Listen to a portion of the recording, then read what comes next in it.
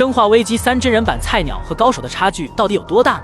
菜鸟级别的操作看到追击者那是慌的一笔，走位和操作不到位被暴君拍成重伤，所有的药都已经吃完了，最终被暴君给折磨致死。那么高手和菜鸟的区别在于哪里呢？当遇到丧尸追击的时候，高手就可以利用紧急闪避和骚操作走位去躲开丧尸骚扰，就算是遇到暴君的追击，也是可以将他轻松的卡位，对暴君进行输出，最终可以轻松让暴君躺下来唱征服。这就是菜鸟和高手的区别了。那么小伙伴们，你是菜鸟还是高手呢？评论区留言哦。